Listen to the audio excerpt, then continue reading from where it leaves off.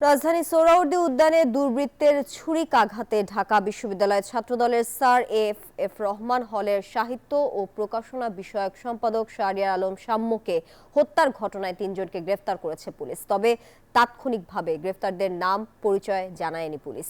এদিকে শাম্য নিহতের ঘটনায় ক্যাম্পাসে বিক্ষোভ মিছিল করছেন শিক্ষার্থীরা। সকাল থেকে রাজু ভাস্কর্যের সামনে তারা জড়ো হতে থাকেন। বিক্ষোভকারীরা শাম্য হত্যার বিচার ও উপাচার্যের পদত্যাগ দাবি করেন। মঙ্গলবার রাত ২টার দিকে ঢাকা মেডিকেল কলেজ থেকে তাৎক্ষণিক মিছিল বের করে ছাত্রদল কর্মীরা। পরে বিশ্ববিদ্যালয়ের ভিসি চত্বরে ভিসির বাসভবনের সামনে বিক্ষোভ করেন নেতাকর্মীরা। সেখান থেকে শিক্ষার্থীদের নিরাপত্তা বান্ডেল থাকলে প্রতি সেনমানিতে টাকা বাঁচবে।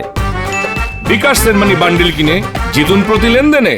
দিতে ব্যর্থ ঢাবি ভিসি ও প্রক্টরের পদত্যাগ দাবি করেন ঢাবি ছাত্রদলের সভাপতি।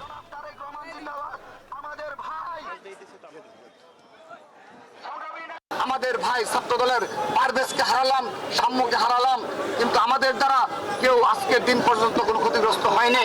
আমরা স্পষ্টভাবে বলতে চাই, আমরা আন্দোলনের মাধ্যমে আমরা আমাদের